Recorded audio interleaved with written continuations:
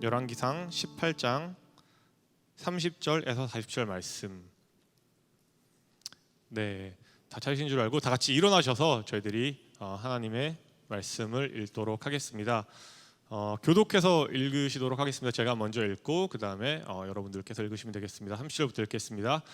엘리야가 모든 백성을 향하여 이르되 내게로 가까이 오라. 백성이 다 그에게 가까이 가매 그가 무너진 여호와의 제단을 수축하되 야곱의 아들들의 지파의 수요를 따라 엘리야가 돌 12개를 취하니 이 야곱은 옛적에 여호와의 말씀이 임하여 이르시기를 내 이름을 이스라엘이라 하리라 하신 자더라.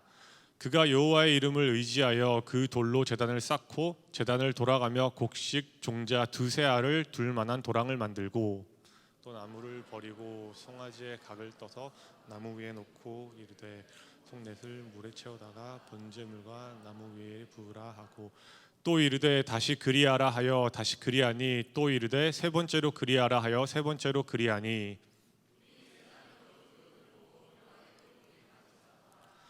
저녁 소재 들을 때에 이르러 선지자 엘리야가 나아가서 말하되 아브라함과 이삭과 이스라엘의 하나님 여호와여 주께서 이스라엘 중에서 하나님이신 것과 내가 주의 종인 것과 내가 주의 말씀대로 이 모든 일을 행하는 것을 오늘 알게 하옵소서. 여호와여 내게 응답하옵소서. 내게 응답하옵소서. 이 백성을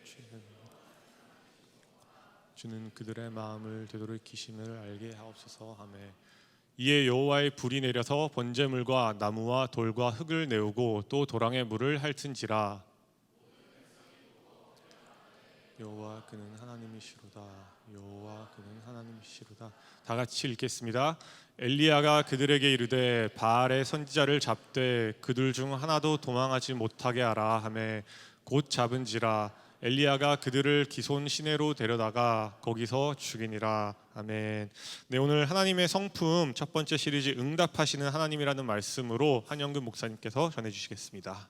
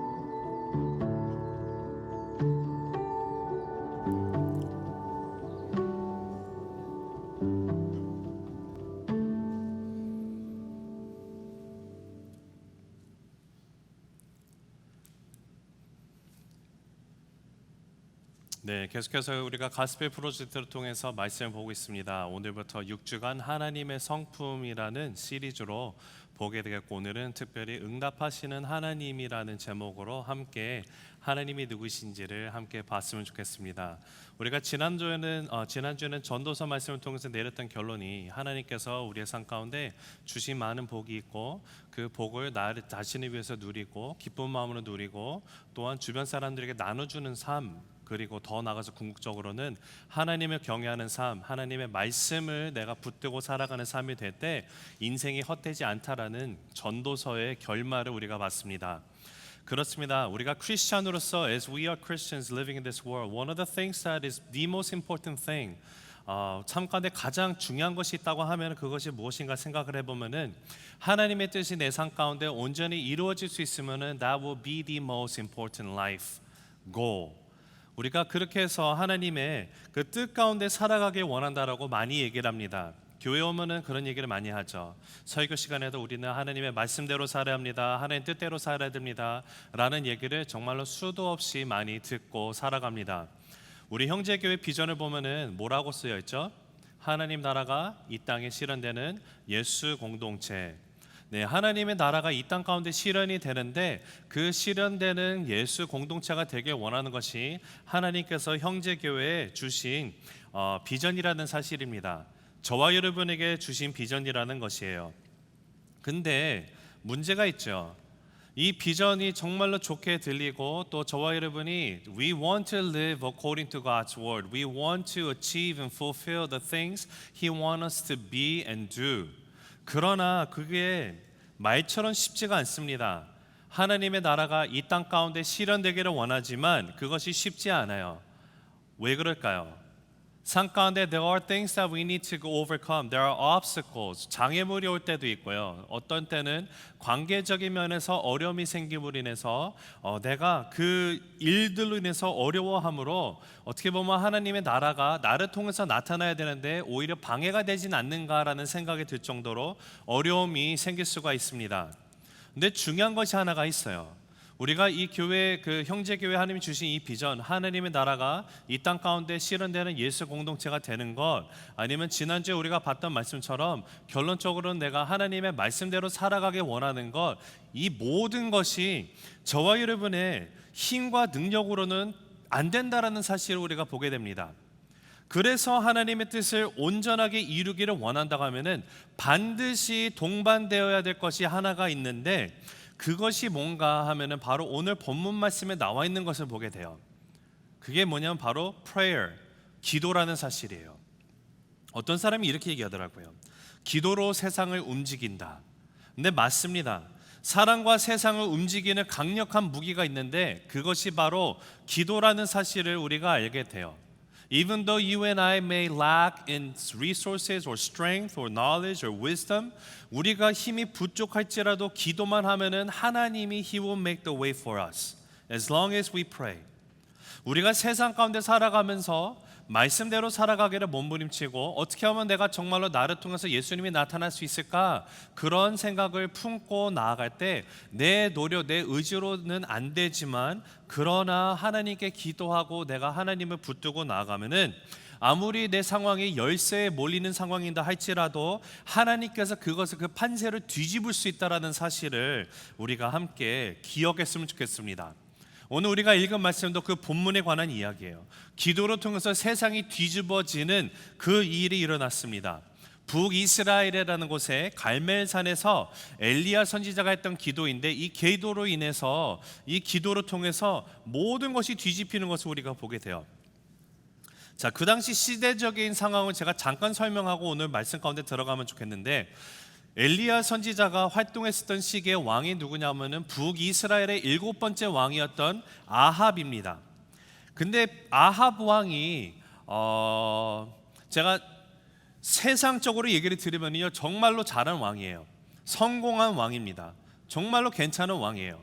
그 이유가 무엇이냐면은 북이스라엘의 왕이 아합이 되고 아합의 아버지인 오므리가 왕이 됐을 때부터 나라가 강력해지기 시작을 했어요. 북이스라엘은 솔직히 왕권이 제대로 세워져 있지 않았기 때문에 흔들리고 어려움이 있었습니다. They were unstable. 그런데 오므리 왕이 되고 그 다음에 그 아들 아합이 되면서 어떠한 일이 일어났냐면은 나라가 드디어 안정이 되고 백성들이 잘 먹고 잘 사는 그런 나라가 되기 시작을 했어요. 근데 또한 아합을 보면은 그 당시에 주변에 아주 큰 힘을 가지고 있었던 시돈 나라의 왕의 딸인 이세벨과 또 결혼을 하고 나갑니다. 이것이 정략 결혼이었거든요. 근데 정략적으로 결혼을 하고 나아갔을 때 그 이유가 무엇이냐면은 북이스라엘이 좀 더 힘을 얻고 좀 능력이 있어서 여기 휘둘리고 저기 휘둘리지 않게 하기 위해서 그렇게 결혼을 하고 나갔고 시돈의 힘을 얻어갖고 분명히 북이스라엘은 힘을 얻게 되었습니다. 그리고 이것이 사마리아가 그 당시에 북이스라엘의 수도였는데 옛날에 고대 유물들을 발견한 것을 보면은 이 사마리아라는 곳이 그 당시 근동 지방에서 손꼽힐 정도로 품격이 높은 문명의 도시가 바로 사마리아였다는 사실을 우리가 알게 되고 그 중심에는 아합 왕이 있습니다. 근데 왜 아합 왕이 세상의 기준으로 봤을 때는 정말로 성공한 사람이지만 구약에 있는 선지자들의 말에 의하면은 정말로 가장 악한 왕이라고 꼽힙니다. 왜 그랬을까요? 이세벨과 결혼을 했을 때 이세벨이 있던 그 시돈 땅의 종교가 바알 신을 섬기는 종교였습니다. 바알과 아세라를 섬기고 나가요. 근데 결혼을 하면서 이세벨이 옵니다. 근데 이세벨이 오면서 혼자 온 게 아니라 그 종교를 가지고 들어왔어요. 가지고 들어와서 어떤 일까지 벌어지냐면은 북이스라엘의 수도였던 사마리아 중심에 바알과 아세라를 그 섬기는 신전이 크게 들어서기 시작합니다. 그로 인해서 북이스라엘이 다 이제 영적으로 부패하기 시작을 해요. 이전에는 여호와 하나님을 섬겨야 되는 그런 곳인데 이제는 바알 신을 섬기는 곳으로 타락하고 말았다라는 것입니다. 이것을 통해서 우리가 알 수 있는 것이 아무리 세상에서 내가 성공한 위치에 있는 것 같은 삶을 살아간다 할지라도 하나님이 보셨을 때 말씀하시는 성공과 세상의 성공은 다르다라는 것을 우리가 알게 돼요. 하나님이 보셨을 때 아합 왕처럼 나쁜 왕이 없어요. 악한 왕 중에도 가장 악한 왕으로 꼽히는 것이 아합이라는 사실이에요. 근데 이 왕 중에 가장 악하다라는 그 수식어가 붙었던 것이 오므리, 아합의 아버인 오므리 왕이 그랬었거든요. 근데 오므리 왕의 그 말을 붙이고 난 다음에 얼마 후에 아합 왕이 왕이 되고 난 다음에 똑같은 얘기를 다시 합니다. 그러니까 오므리보다 더욱더 악한 사람이 아합 왕이 됐다라는 사실이에요. 그런 상황에서 이제 엘리야가 아합 왕 앞에 가서 이 하나님의 말씀을 전하면서 어떠한 그 얘기,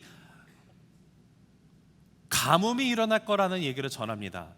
근데 가뭄이 땅에 임하고 그 가뭄이 3년이나 넘게 이게 지속이 되는데 그 이유가 뭔가 보면은 아합 왕의 이 모든 악한 행위 때문에 결과로 나타난다라고 얘기를 했던 것을 우리가 알게 돼요. 그게 열왕기상 17장 1절입니다.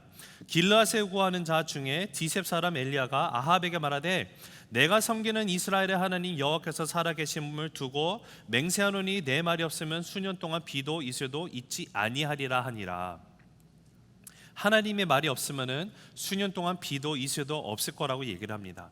그래서 실질적으로 이 땅에 가뭄이 생기는데 이 가뭄이 얼마나 심했느냐면은 우리가 읽지는 않았지만 열왕기상 17장에 가서 보면은 거기에 한 과부가 아들과 같이 죽기를 작정하는 그 장면이 나와요. 먹을 것이 없어요. 가뭄이에요. 정말로 힘들어요. 삶을 살아가는 거 너무 힘들어요. 그냥 있어도 목말라 죽던 먹을 거 없어 죽을 상황이니까 남은 거를 가지고 음식을 만들어서 그냥 이거 먹고 죽어야겠다라고 그렇게 결단하고 나아가는 과부가 있었습니다. 근데 그 과부를 엘리야가 가서 만나고 과부에게 나한테 떡을 만들어 줘라. 그리고 엘리야가 같이 있음으로 인해서 그 안에서 하나님의 은혜 가운데 계속 음식을 먹을 수 있는 그런 역사가 일어나게 돼요. 그리고 그 또한 알 수 있는 것이 아합 왕 또한 물을 찾기 위해서 왕이 직접 나가서 헤매고 다녔다라고 분명히 열왕기상 18장 5절에 얘기를 하고 있습니다. 아합이 오바댜에게 이르되 이 땅의 모든 물 근원과 모든 내로 가자 혹시 꼴을 얻으리라 그리하면 말과 노새를 살리리니 짐승을 다 잃지 않게 되리라 하고 물이 없어요. 짐승이 다 죽게 생겼습니다. 얼마나 이게 심했으면은 왕이 직접 찾으러 나아가는 거예요.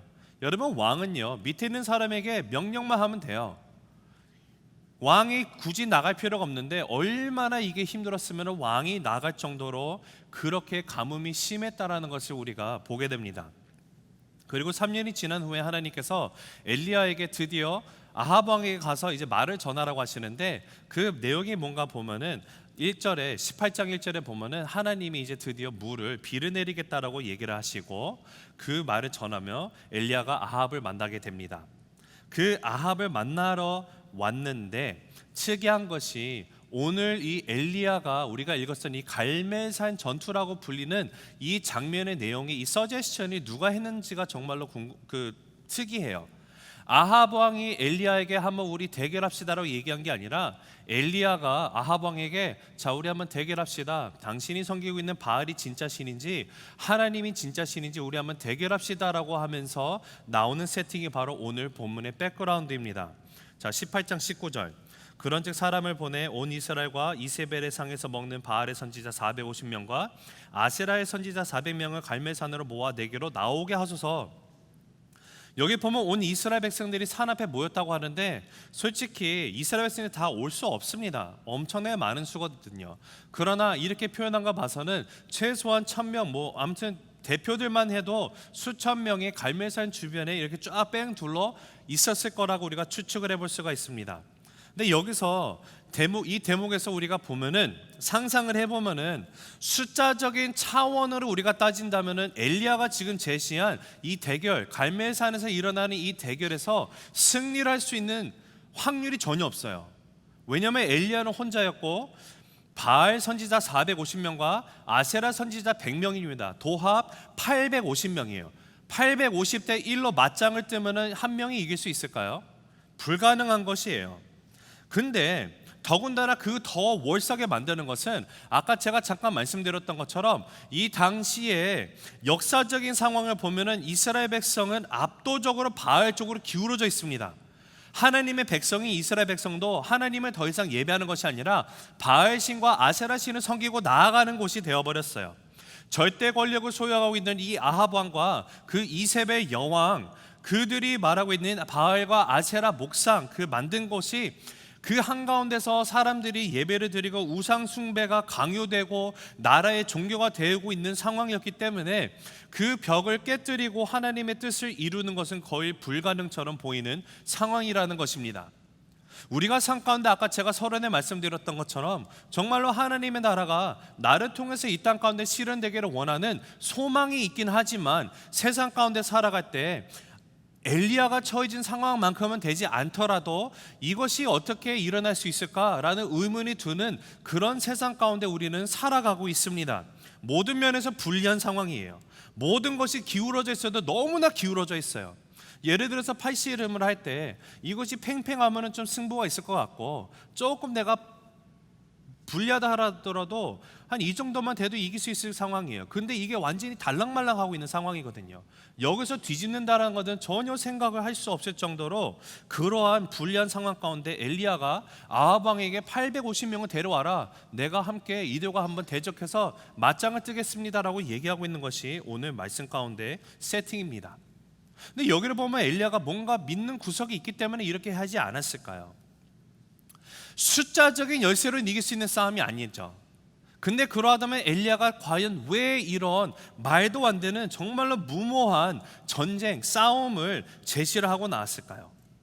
그 이유는 엘리야는 이것이 숫자적으로 숫자의 힘으로 내는 싸움이 아닌 것을 본인이 너무도 잘 알고 있어요. 엘리야는 850명이 됐던 수천 명이 됐던 상대방이 가지고 있는 숫자에는 관심을 갖고 있지 않습니다. 엘리야가 아는 것은 단 하나였어요. 누가 바른 기도를 하나님께 드리는가, 그리고 누가 하나님으로부터 바른 응답을 받을 것이냐, 여기에 승부가 갈린다는 사실을 엘리야가 알고 있어요. 그래서 엘리야가 오늘 이 말씀 가운데 대결 방식을 제안한 것을 보면은 갈멜산 꼭대기에서 제단을 만듭니다. 제단을 쌓고 그 위에 나무를 놓고 송아지를 잡아서 각을 떠요. 잘라가지고 제단 위에 올려놓고 바알 그 선지자와 아세라 선지자 도합 850명에게 말하는 것이, 자, 당신들이 말하는 바알 신, 아세라 신 한번 기도해 봅시다. 기도하시고 만약에 당신의 신이 기도 응답해서 하늘에서 불이 떨어져 갖고 이 재물을 받아들이면은 오케이, you win. 나는 내 하나님께 기도할 테니까 Let's see who is right. Let's see which God is really the only God. 이렇게 제안하고 나아가는 것을 우리가 보게 돼요. 자, 23절. 그런즉 송아지 둘을 우리에게 가져오게 하고 그들은 송아지 한 마리를 택하여 각을 떠서 나무 위에 놓고 불은 붙이지 말며 나도 송아지 한 마리를 잡아 나무 위에 놓고 불은 붙이지 않고 24절.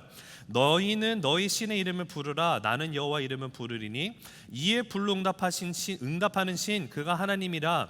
백성이 다 대답하되 그 말이 옳도다 하니라. 25절. 엘리야가 바알의 선지자들에게 이르되 너희는 많으니 먼저 송아지 한 마리를 택하여 잡고 너희 신의 이름을 부르라. 그러나 불은 붙이지 말라. 너희는 너희들 나름대로 한번 기도해보라는 거예요. 너희들이 말하는 바알신에게, 지금까지 그렇게 예배하는 바알신에게 한번 기도해봐라. 나는 여호와 하나님만을 기도하겠다. 불로 응답하는 분이 진짜 하나님이다라고 얘기를 하는데, 여기서 정말로 재미있는 사실이 이겁니다. 바알신이에요. 자, 그 당시에 이 바알과 아세라 신화를 보면은 바알은요, 비와 천둥을 주관하는 신입니다. 무슨 말입니까? 바알은요 불을 내리는 신이고요 비를 내리가 하는 신이에요. 그러하기 때문에 이 대결을 제시했을 때 누구에게 유리한 거예요? 바알 선지자들한테 유리할 수밖에 없는 거예요. 왜냐? 바알 신은 무슨 신이다? 불과 비를 내리는 신이기 때문에 그래요. 장자가 올려놓고 기도하면 번개불이 떨어지는 거예요. 그래서 바알 선지자들이 아마 이렇게 생각했을 것 같아요. 야, 네가 지금 불로 대결하자고? 야, 넌 잘못 골랐다라는 거예요. 어떻게 대결을 해도 이런 거를 골랐니? 하면서 바알 선지자들은 저는 상상을 해보는 거예요. 정말 자신감을 가지고 자기가 믿는 바알 신에게 기도를 하면서 나아갑니다. 그런데 어떻게 되죠? 아무 일이 일어나지 않아요. 시간이 많지 않기 때문에 다 보지 못하지만 26절에서 29절의 내용을 제가 그냥 요약해서 말씀드리면은 아침이 시작해서 저녁 소재를 드릴 때니까 한 오후 3시쯤 돼요. 아침부터 오후 3시까지 이들이 계속해서 바알의 이름을 부르면서 나갑니다. 근데 아무 소식이 없어요. 깜깜무소식이라고 하죠. 전문 용어로. 깜깜무소식일 때 어떻게 합니까? 몸을 상하기 시작합니다. 칼로 창으로 몸을 찌르고 피를 내게 해요. 피를 내면서 막 몸부림을 쳐요. 막 뛰기도 하고 하지만 아무 소식이 없어요. 누구도 그들의 부르짖음에 응답하거나 돌보는 자가 없다라는 사실이에요. 그랬더니 그들의 결말이 어떻게 됩니까? 오늘 같이 읽었던 본문의 마지막 구절인 40절에 보면은 바알 선지자 모두가 죽게 돼요. 여러분, 처음부터 바알은 가짜였기 때문에 그렇습니다. 외형적으로 봤을 때는 굉장한 것처럼 보여요. 그러나 바울은 처음부터 it was nothing in it. It's empty. 이와 같이 아무것도 아닌 존재, 생명이 없는 존재, 내가 위기에 처했을 때 어떠한 대책도 강구할 수 없는 존재가 바로 바알이라는 거예요. 근데 여러분, 그것이 오늘날 뜻밖에도 많은 사람들이 이런 바알을 갖고 살아갑니다. 저와 여러분의 삶에도 아직도 바알이 있을 수가 있다는 것이에요. 물질이라고 하는 바알을 사람들이 찾고 살아갑니다. 권력이라는 바알을 찾고 살아갑니다.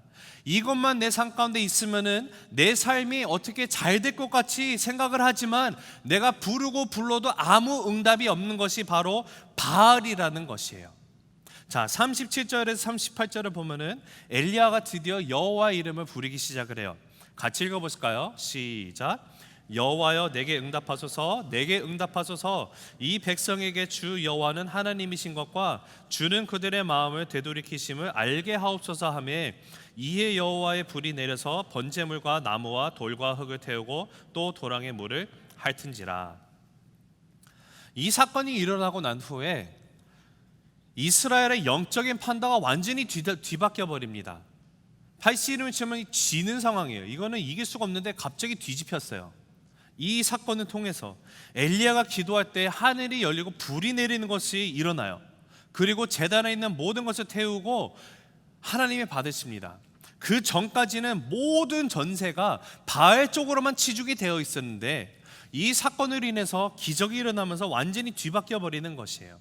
이 판세를 뒤집는 것을 우리가 기도의 역사라고 부를 수 있습니다. 저와 여러분의 인생 가운데서도 동일한 일이 일어나기를 간절히 바라요. 여러분의 삶 가운데 어떠한 문제가 있을 수 있어요. 내가 살아가는데 내가 원하든 원치 않든 어려움이 찾아올 수 있어요. 내가 하나님의 말씀대로 세상 가운데 살아가려고 하는데 오히려 내 삶 가운데 환경, 회사, 친구, 이 모든 것이 나를 그것이 불가능하게 만드는 것처럼 느껴질 때가 있어요. 내가 아무리 내 힘으로 해도 해결이 되지 않습니다.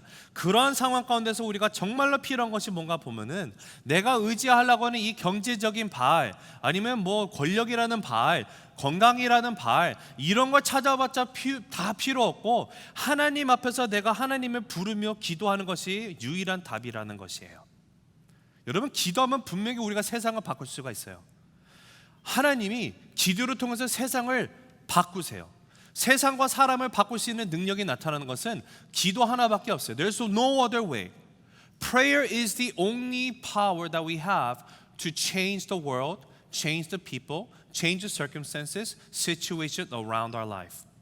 자, 그러하다면은 오늘 말씀 가운데 나와 있는 기도 응답을 하시는 하나님을 내가 보게 되는데 우리의 삶 가운데 기도 응답을 받기 위해서는 어떻게 될까요? 자, 3가지를 우리가 함께 보고 나아가겠습니다. 첫째, 무너진 예배를 회복해야 돼요. The first thing that we need to do is to restore our worship. If you truly want to experience life filled with God's answered prayer, first and foremost, worship has to be restored. 자, 30절 같이 읽어보시겠습니다. 시작.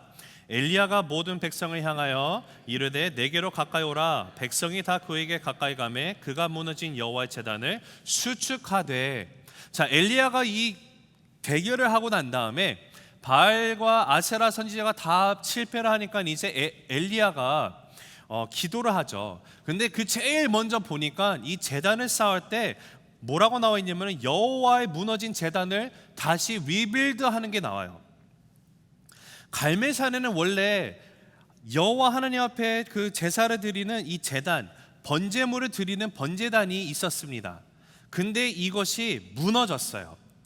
아합이 왕이 되면서 아합이 우상을 섬기기 시작하면서 이스라엘 백성들은 더 이상 이 갈멜산에 있는 여호와의 제단에 와서 기도를 드리지 않습니다. 번제를 드리지 않았어요. 그러다 보니까 어떻게 됩니까? 이게 방치가 되고 나중에 세월이 지나니까 무너져 있는 거예요. 완전히 무너져 있어요. 그때 엘리야가 하나님 앞에 기도하기 먼저 앞서서 제일 먼저 했던 것이 뭔가 봤더니 무너져 있는 하나님의 제단을 리빌드하는 것을 먼저 하자라고 하면서 나아갑니다. 자, 31절에 보니까 야곱의 아들들의 지파의 수요를 따라 엘리야가 돌 12개를 취하니 이 야곱은 옛적에 여호와의 말씀이 임하여 이르시기를 내 이름을 이스라엘이라 하리라 하신 자더라. 여기 12돌이 의미하는 게 뭐라고 써있죠? 이스라엘의 12지파다. 자, 12지파가 나왔는데 12지파가 의미하는 것은 뭘까요? 하나님의 약속을 의미합니다. 하나님께서 이스라엘 백성들에게 약속을 하시고 그들을 가나안 땅에 넣으시고요, 그곳에서 하나님의 백성을 삼으셨는데 이 12돌이 상징하는 것은 이스라엘 12지파, 즉 하나님께서 이스라엘 백성과 맺었던 언약을 상징을 하는 거예요. 하나님이 그 언약을 맺으시고 지금까지 잘 인도하셨어요. God made this covenant with them, the Israelites. He's been leading in their lives. He's been faithful to them. 근데 여기서 what happened? The altar that was built for God has been crumbled down, destroyed. Which means the Israelites, they abandoned God's promise and His covenant in their lives. 이스라엘 백성들이 하나님과 맺어져 있던 이 언약, 하나님이 맺어주신 언약을 그들이 다 무너뜨린 거예요. 하나님이 무너뜨린 것이 아니라 그들이 무너뜨렸어요. 그들의 마음 가운데 죄악을 품기 시작을 하고 마음 가운데 다른 신을 섬기고 나아가면서 마음속에 하나님이 아닌 다른 것들이 가득 차면서 하나님께 올려드리는 이 제단이 다 깨져버린 거예요. 그 결과 하나님은 그들과 함께 할 수가 없게 되었고 이스라엘 백성들은 하나님을 믿는 백성이라는 이름의 껍데기만 갖고 있는 상황이 되었던 것이에요. 더 이상 하나님의 임재가 나타나지 않았었습니다. 바로 이런 상태에서 그들이 아무리 기도를 한다고 해도 기도가 이루어질 수가 없는 거예요. 여러분, 여기는 정말로 중요한 의미가 있습니다. 저와 여러분이 아무리 기도를 한다 하더라도 하나님이 우리 기도를 들어주지 못하는 기도가 있다는 사실이에요. 어떠한 기도입니까? 내 삶 가운데 하나님 앞에 이 제단이 무너져 있으면, 예배가 무너져 있으면 하나님 앞에 이 기도가 갈 수가 없어요. 하나님과 우리 사이를 갈라놓는 것이 분명히 있어요. 근데 이것이 다른 것이 아니라 the thing that is separating or actually the causing a chasm between me and God is this thing called sin. 죄악이라는 것이 바로 저와 여러분이 하나님으로부터 갈라놓게 해요. 우리의 죄가 하나님과 우리의 사이를 깨뜨리고 말았어요.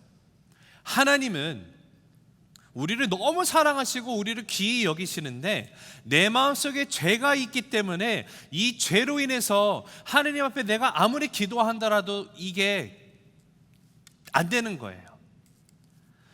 죄에 대한 많은 정의가 있지만 신학자 중에 스웨렌 키르케고르라는 사람이 있어요. 소렌 키르케가르드. 이분이 내린 그 죄의 정의를 잠깐 나누면 이렇게 말했습니다. 죄는 자신의 가치를 하나님 이후의 것들로 쌓는 것이다. Sin is rebuilding your self-worth on anything other than God. 저는 솔직히 이 스웨덴 키르케고르 그 신학자가 한 모든 말에 동의는 못합니다. 그러나 이가 내렸던 죄의 정의는 정말 탁월한 것 같아요. 죄라는 것이 무엇인가?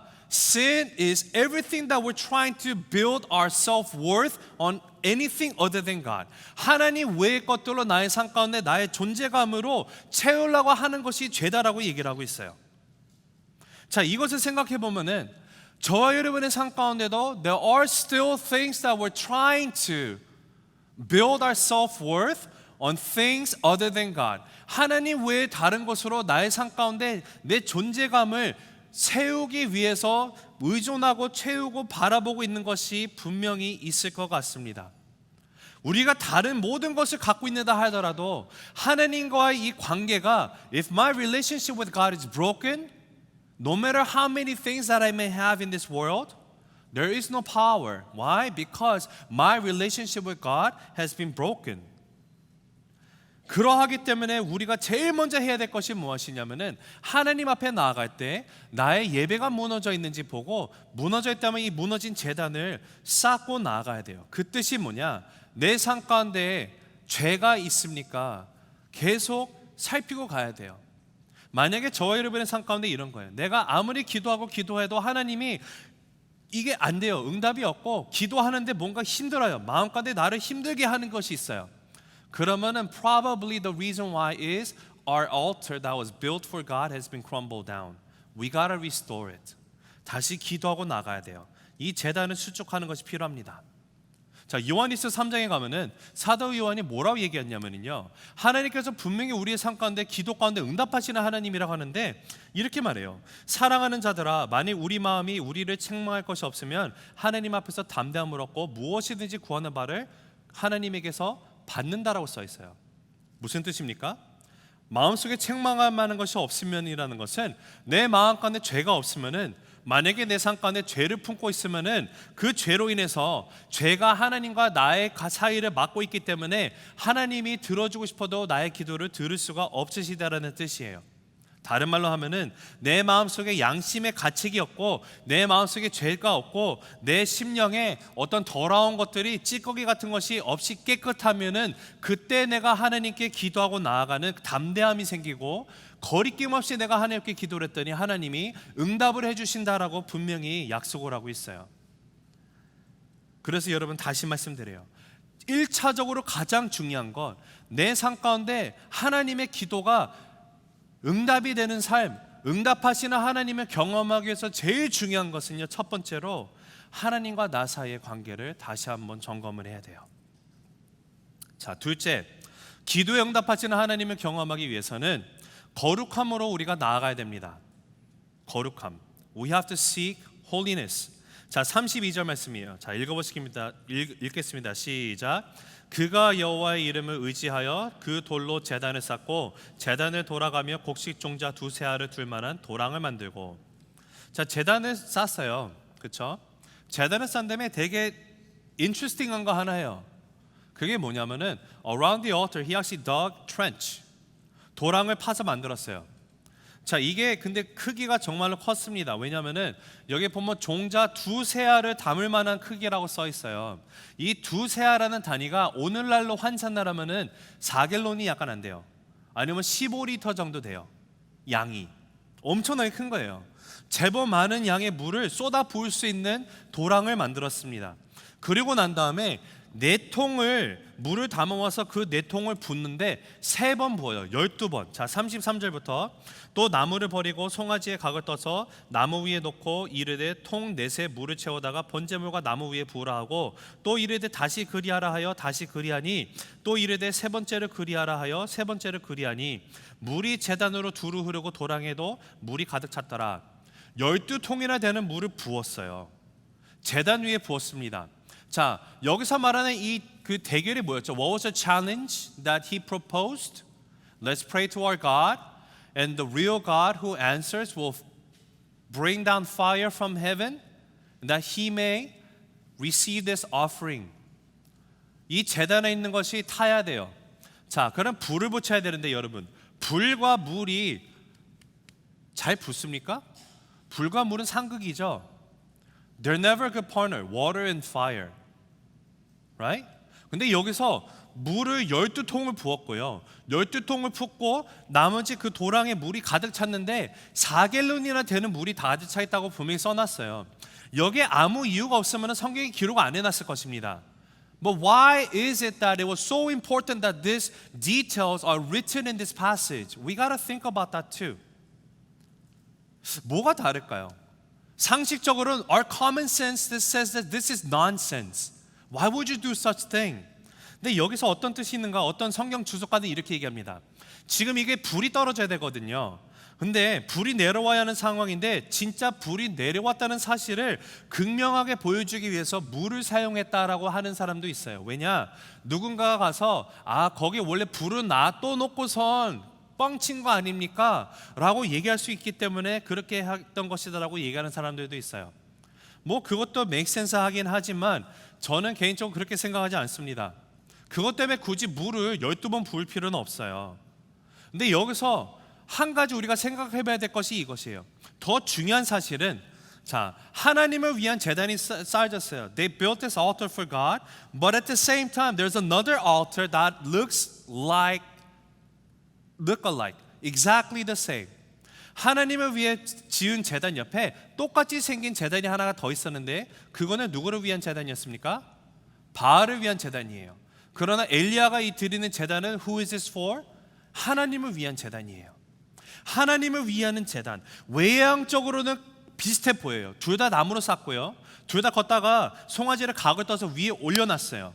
그러니까 겉으로 봤을 때는 똑같고 아니면 비슷하게 보이는 제단이에요. 하지만 하나님은 그 두 제단이 외형상으로 보기엔 유사하게 보이지는 모르지만 여호와의 제단은 달라야 된다는 거예요. 구별될 수밖에 없는 거예요.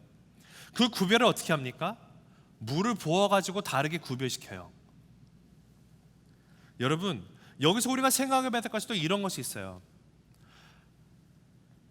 크리스찬은요, 교회는요, 하나님을 믿고 나아가는 저와 여러분은요, 세상과는 달라야 합니다. You and I, we need to be different from the world. 세상과는 달라야 돼요. 구별된다는 것을 우리가 다르게 말하면 거룩이라는 단어를 씁니다. 거룩이란 the definition of the word holy means to be set apart. 구별된다는 뜻을 가지고 있어요. 무엇으로부터 떼어서 구별된 것을 거룩이라고 말을 해요.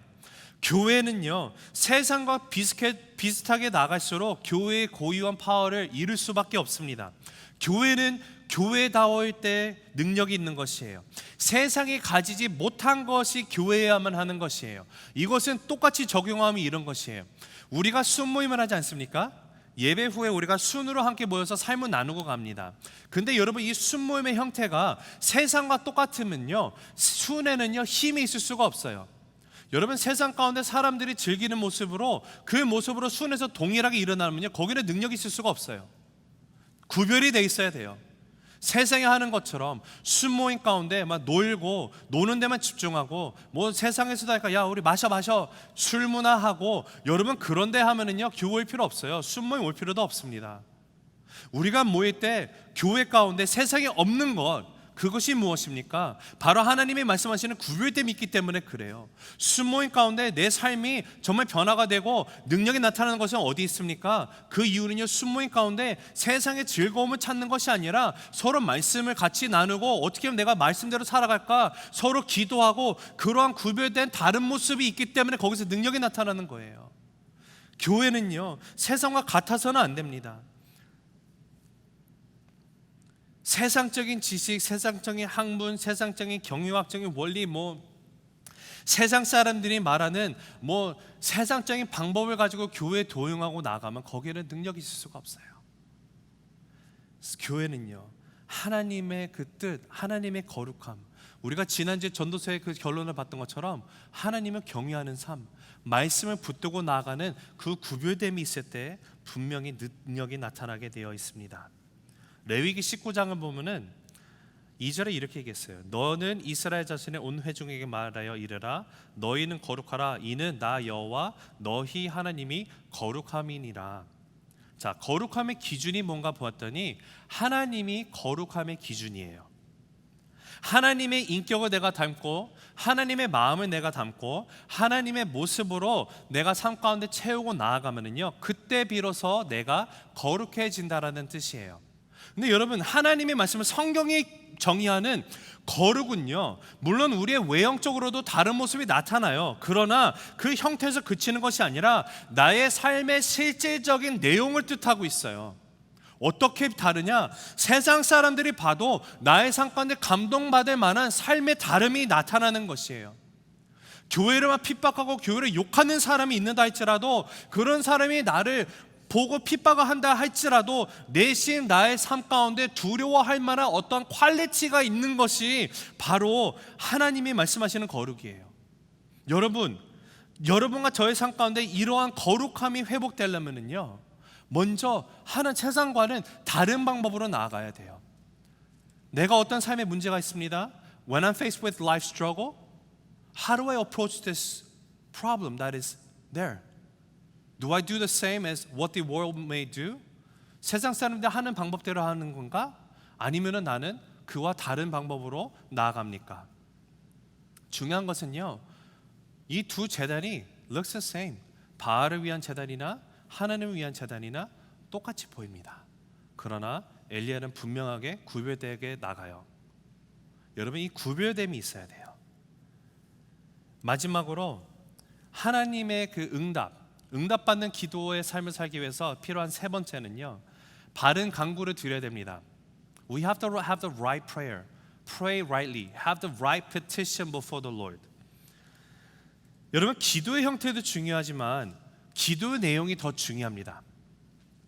왜냐하면 오늘 본문을 보면은요, 기도의 형태 가운데 바알과 아세라를 섬기는 이 선지자들만큼 열정이 넘치는 기도가 없어요. 얼마나 열심히 기도합니까?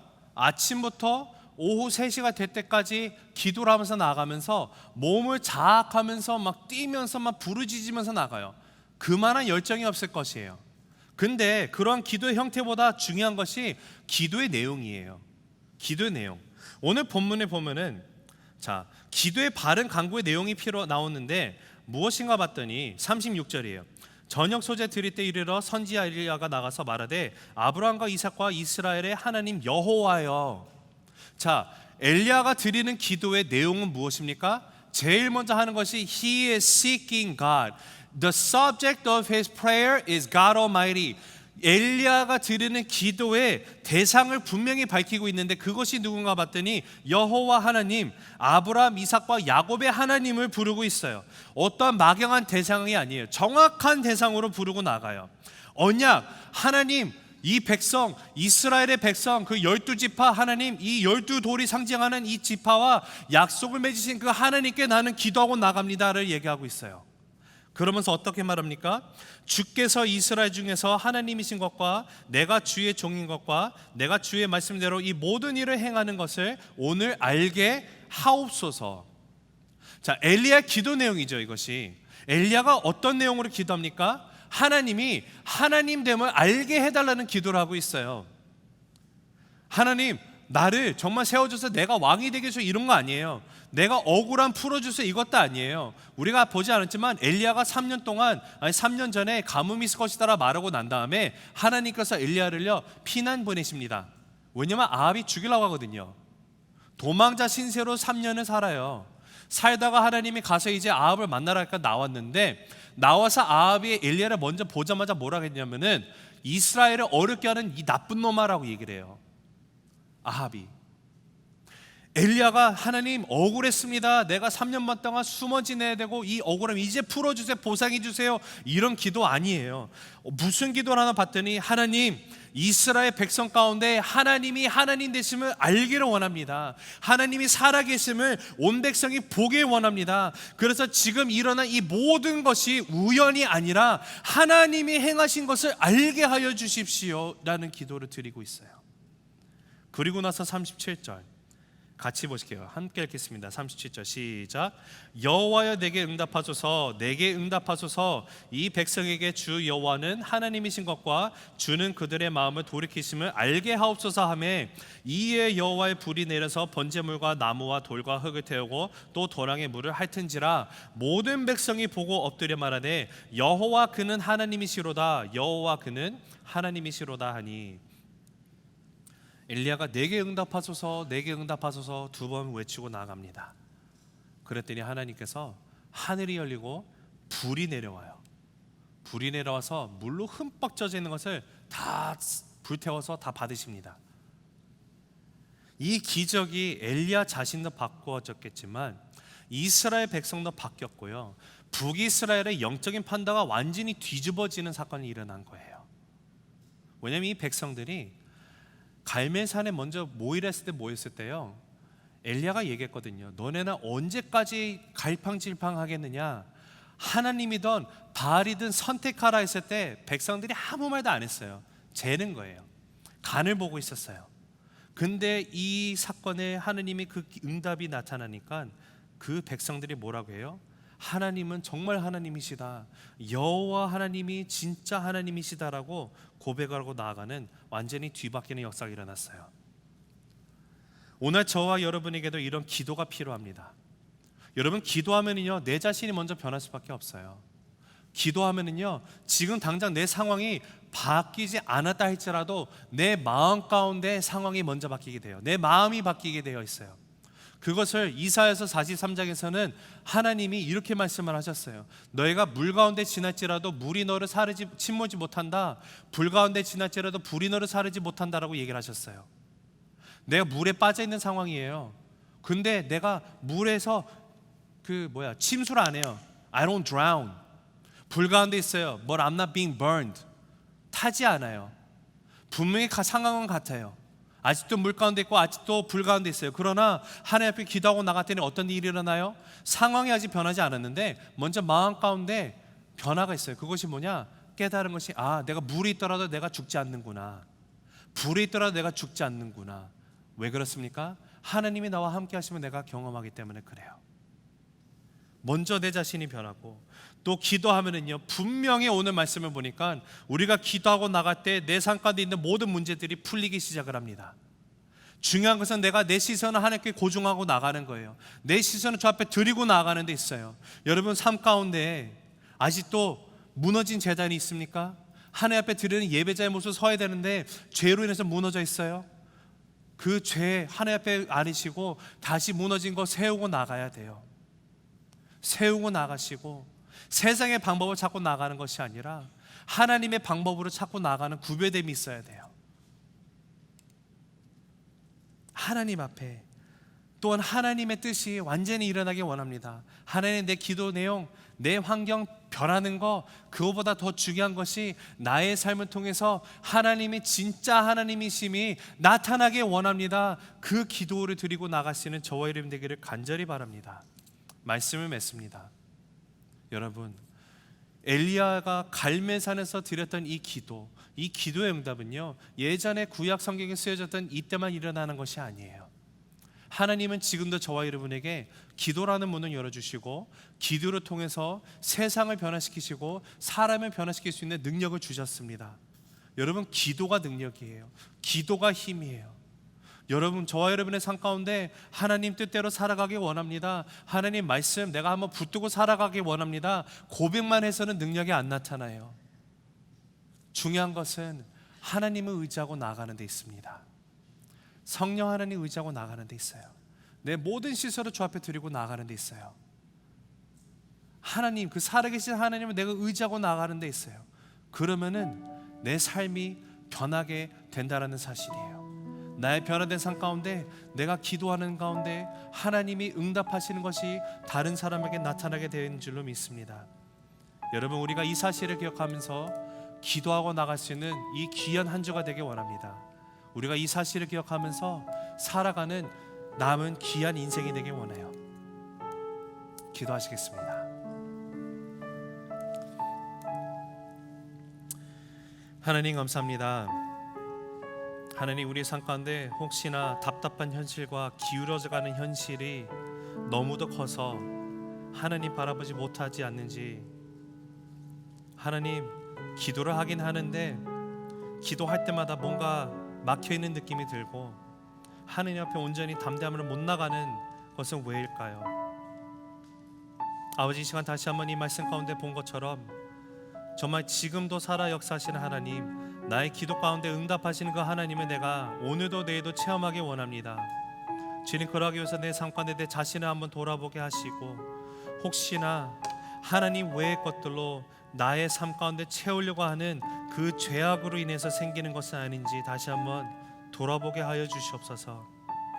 하나님, 나의 삶 가운데 감당할 수 없는 문제와 고통들, 주님 기도 응답이 나타나게 원합니다. 하나님 붙들고 나가게 하시고, 주님 어떠한 문제라도 정말 작은 문제이다 할지라도 세상의 방법으로 하려는 것이 아니라 하나님의 구별된 백성으로서 하나님 앞에 먼저 그 하나님의 방법을 강구하고 나가는 그런 모습이 있게 하여 주시옵소서. 나를 통해서 하나님의 살아계심을 선포되게 하시고, 하나님의 살아계심을 그 영광을 증거하며 오늘도 내일도 달려갈 수 있는 그러한 하나님의 백성 되길 원하오니 주님 함께 하여 주시옵소서. 감사드리며 살아계신 예수 그리스도 이름으로 기도드립니다. 아멘.